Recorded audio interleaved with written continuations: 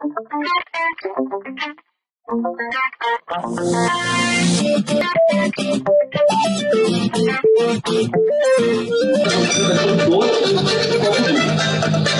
que não conhece esse vídeo agora, é o copo da pizza cor, na novidade, não existe eu não sabia, tá?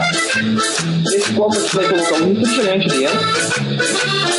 Vamos lá. Refrigerante, um pouco de refrigerante. Você precisa quente, não precisa de isopor, ó.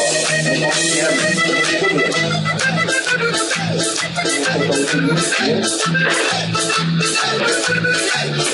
Outra coisa que a gente não precisa refrigerar, ele pode estar quente, o gelo vai esfriar legal porque está dentro de um copo de isopor, não vai fugir. Coloca mais ou menos até aqui na metade,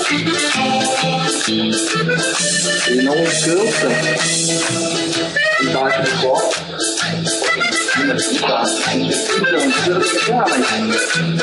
Vai ficar gelado embaixo, vai ficar assim, meio quentinho, vai ficar gelado. Não, seja por isso que pensar. A lei da física, né? Está gelado para baixo, quente sobe. Então, se colocar um quente em cima, vai se manter quente, gelado vai se manter gelado. Tá? Então, agora você vai pegar um copinho doce, vamos colocar aqui dentro. E isso aqui é um doce. Eu não quero, eu gosto de doce. Beleza. Temos um morango aqui, ó. Pode colocar um moranguinho, ó. Pode cortar o moranguinho também menor. Pode ser o gosto, conforme. Aqui nós temos chocolate derretido, ele é um forneado. É muito bom. Chocolate com morango. É muito bom esse chocolate mesmo. Ele é melhor que a você. Pode colocar um pouquinho embaixo, assim, ó. Esse é o forneado da Padeiro. É um chocolate muito saboroso. Todo mundo come a prova. A gente coloca chocolate também nosso aqui. E a gente finaliza geralmente com esse Padeiro. O pessoal gosta muito.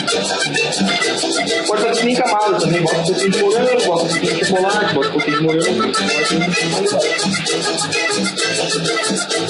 Para finalizar, produto.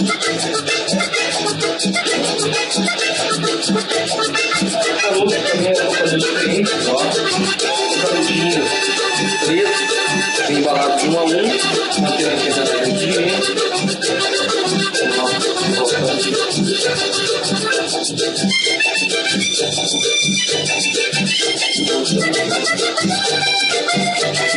Então você